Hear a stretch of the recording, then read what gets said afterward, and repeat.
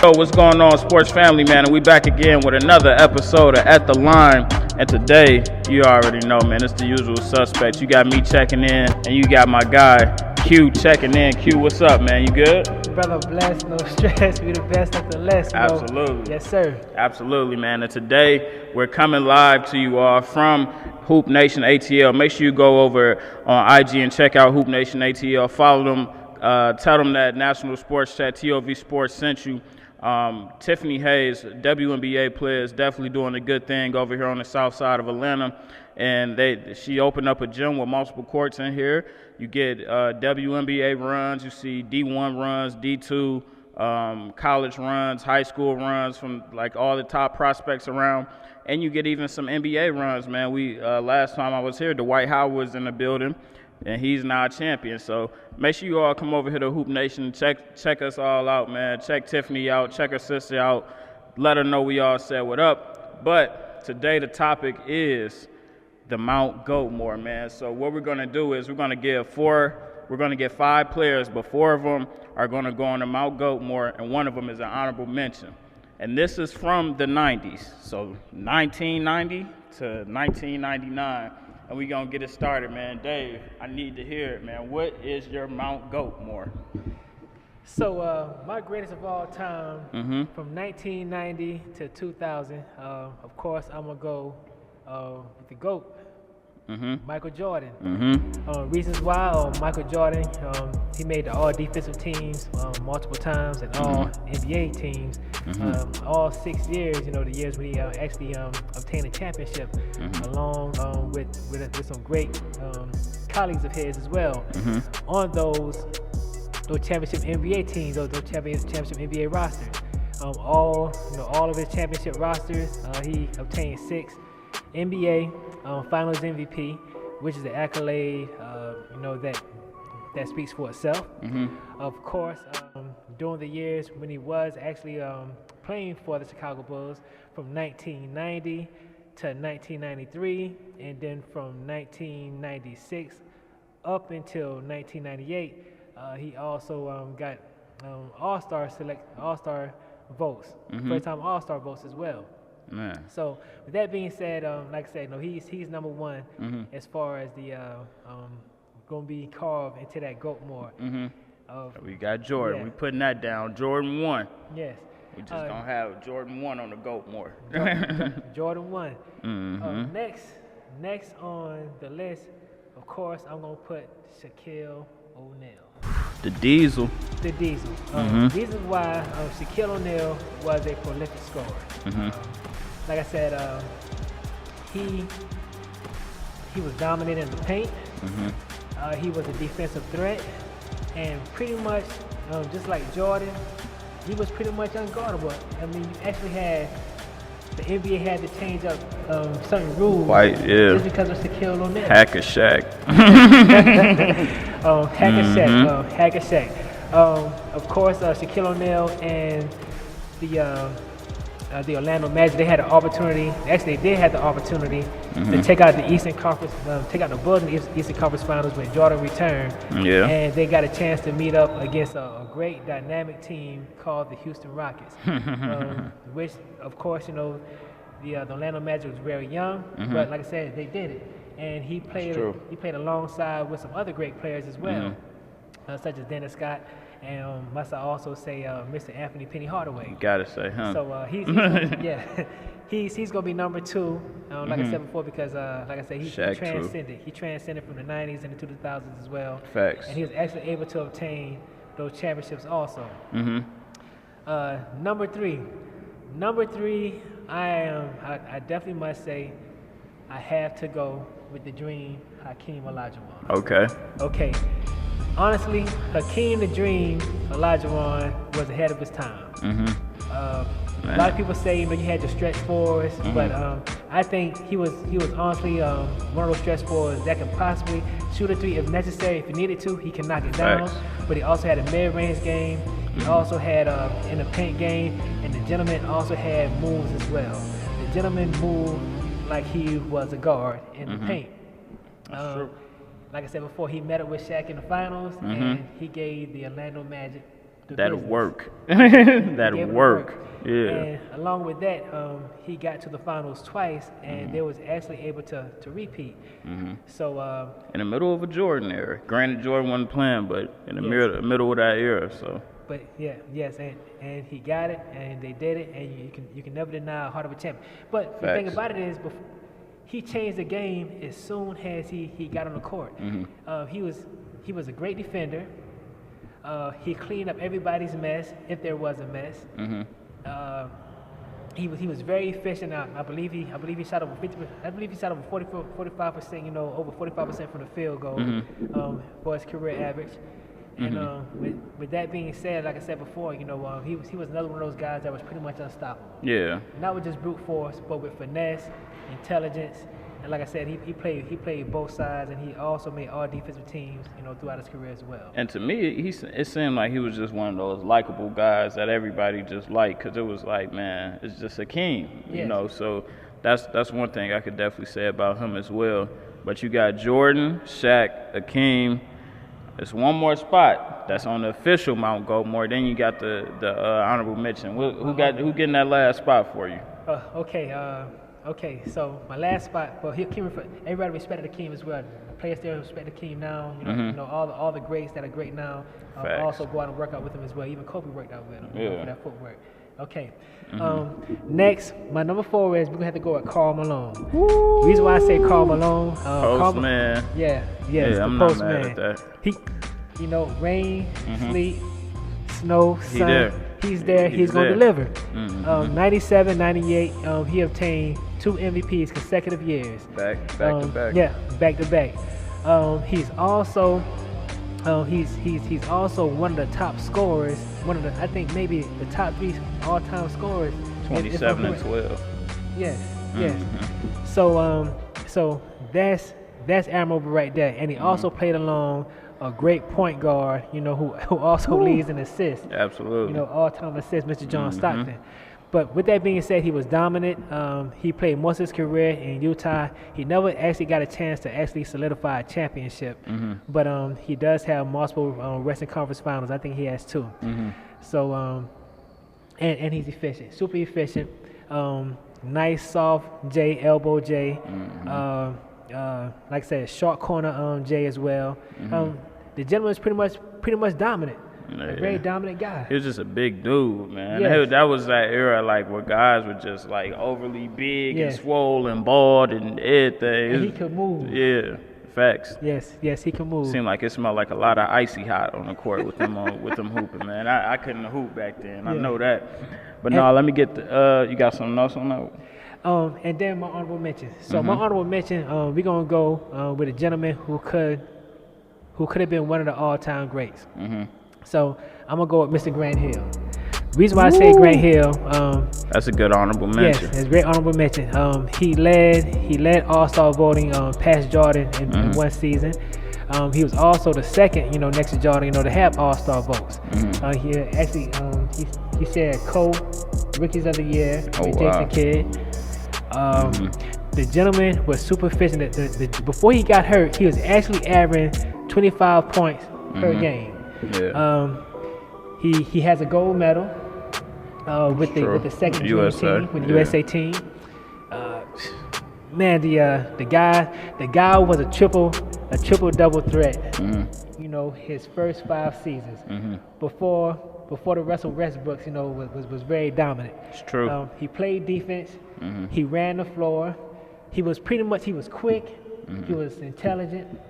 He also has a finals championship, NCAA championship with Duke. Ooh. So he comes from a great pedigree of champions. Absolutely. And his father's pretty talented as well as a tailback also, but that's in the NFL. Yeah, you know that's.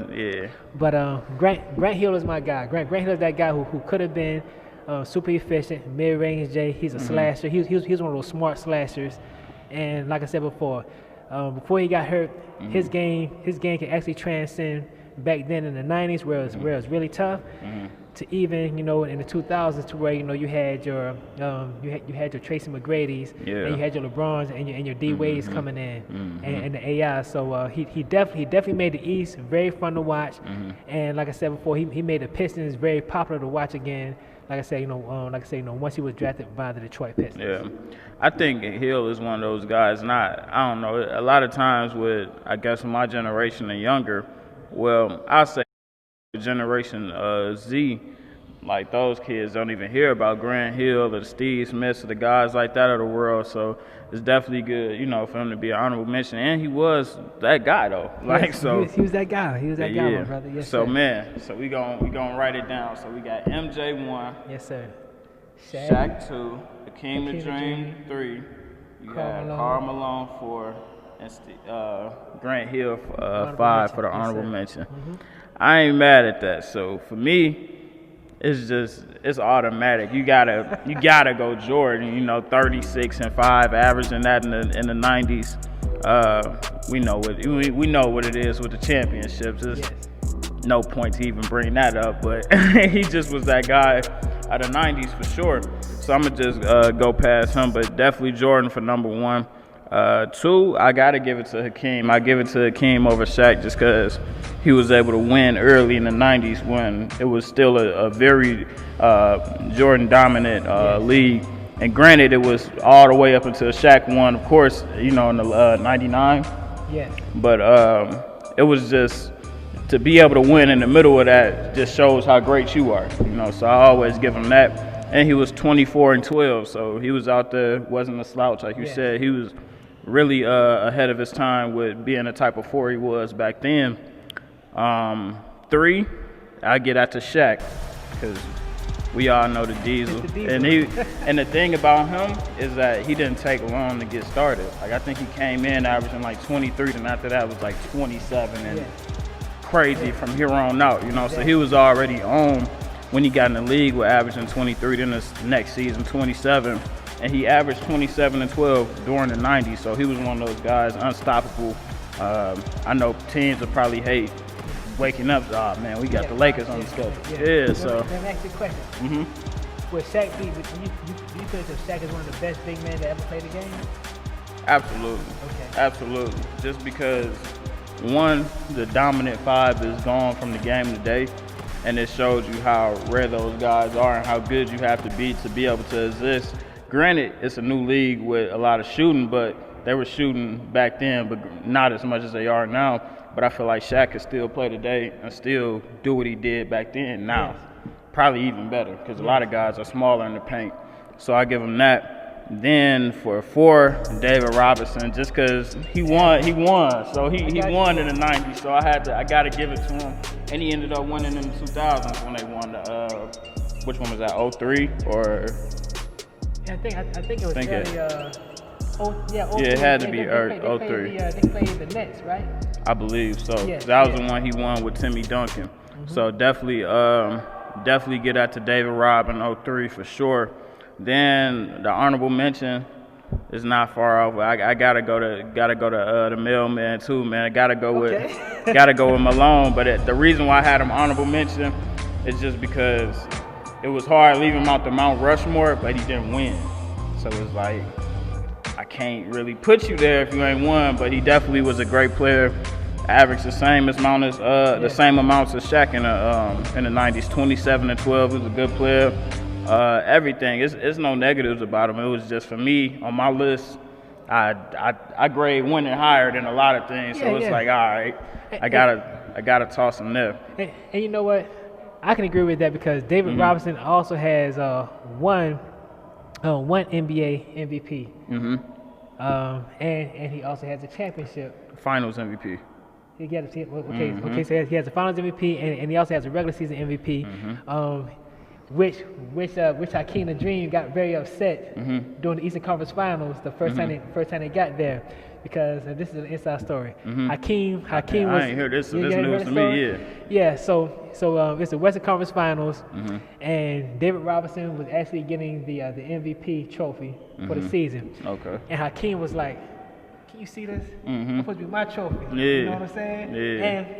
And the players are like, oh man, no, Hakeem was ready. Said that's supposed to be my trophy. Let's go get this. It probably should have, in all honesty. A lot of times, like even just with Nash winning, I feel like even Shaq still says it to this day. Like, man, them 04, 05, it should have been me. Like, there shouldn't have been no way you should have had back-to-back MVPs. But that just shows you, and that's a whole nother conversation. But they need to start announcing like those awards before the playoffs, because people are suffering from recency bias heavy. So if I just seen like this year, I just seen Giannis go out there and stink it up like that and not really be Giannis out in front of the Heat, and I see LeBron balling like he's balling, a lot of people are going to be like, hey, man, why shouldn't LeBron have that trophy? Or, hey, man, why shouldn't somebody else have that trophy? When you're waiting to pick who it is, I feel like they definitely just have to start announcing the award more like earlier before the playoffs start, because people suffer from recency bias. So if I go out here and I'm watching TV and I see Giannis stink up the joint against Miami, and LeBron's balling the whole playoffs, I'm gonna think that LeBron wins that MVP just because I'm seeing his latest work. So I definitely think they should start just picking the regular season awards before the playoff starts. Like, just not even letting the game go by, because you have a lot of games like we could have gave the most improved player to Jamal Murray just for watching what he did in the playoffs. And it's like, dang, like, all right, he coming out with multiple 50-point games, 40-point games, 30-point games, multiple 3-1s coming back, so it's hard to really, like, I guess, announce winners after we've seen something, because it's like, all right, now you getting a lot of opinions involved when it could have been more of I guess I say a lesser margin if you picked it before the playoffs, because like I said, we're suffering from what we see. So. Yeah. Well, the thing about that is, like you say, you got players that play regular season. They know how to play. But then again, you got players who are experienced and they know how to win. Facts. So, not saying that guys are tanking, but they know exactly what it takes to play in the playoffs. So a lot of guys, they play for those individual accolades. They play for the scoring titles. Yeah. They play for the MVPs. Yeah. But like I said, it's deep down in you in regards to what you're really playing for. A good example is Irvin Magic Johnson and Larry Bird's rookie season, correct? Okay. So Larry Bird, he got the MVP. I'm sorry, he got Rookie of the Year. He got Rookie of the Year. So Irvin Magic Johnson, okay, cool. You guys got Rookie of the Year. But you know what? My team in the finals. I'm gonna win it. Yeah. I'm gonna get the Finals MVP. And he obtained the Finals MVP. Yeah. So which one weighs heavier? Absolutely, I go with Finals MVP. Yeah. Because it's a higher scale for sure. Yeah. So I do agree with you at the same time, but you really can't take away 82 games and what the individual players have put in individual season. But at the same time, would it be fair to say, okay, I make it to the playoffs. Now it's the postseason. Now up my game up, which they're supposed to up their game up. But would it be fair to say, okay, you only up your game up, for the, like I say, for the big chip? Should we still give you MVP? And then you say to yourself, well, you know what? They made it to the playoffs. Now they know how to win. So I guess that's why they say, okay, he's the regular season MVP. But what really counts is I'm gonna get that Finals MVP. Yeah. And don't take nothing away from Giannis. He's young. He still has a long way to go. Absolutely. But like I said before, that's a part of the learning curve. So it's sort of like it's sort of like being that new guy, that new employee, very energetic, has great marketing ideas. But like I said before, they may not know the whole business. They may not know how to actually make sure the business stays solvent for the long term. But they have great short-term goals and short-term wins. But like I said, sustaining that business, and like I said, I think that's where it actually plays a big part. But the room for Giannis is big. It's big. So we'll see. I just think he just has to show up more in the postseason. Like what happened. Granted, you can't just be amazing every postseason, but that's like unexcusable. Like you shouldn't be losing to them. Not saying they're not worthy enough, but you're the number one seed, and if you're going this hard in the regular season, go that hard in the playoffs. But I don't have anything else, man. You got anything else on this? Oh, brother, I'm just looking forward to 2000 Man, Mount Goat-more. That's all. Next we coming with the Mount Goat-more of the 2000s to 2010. So make sure y'all tune in for that. And like I said, we coming live to you all from Hoop Nation ATL. Make sure you go over on IG and check them out. Follow, hit them up, tell them that we sent you. Just salute what they're doing over there. Tiffany Hayes and her sister is definitely doing a good job over here on the south side of Atlanta. This whole At the Line is being sponsored by TOV Sports, and man, make sure you go over there, check them out, like, comment, subscribe, YouTube, everything, Facebook, Twitcher, Stitcher, all that, Spotify. Make sure you go over there and check them out. But other than that, man, I don't have anything else for you all today, and we checking in and checking out, man. At the Line, man, Mount Goat-more, the 1990s, yes sir.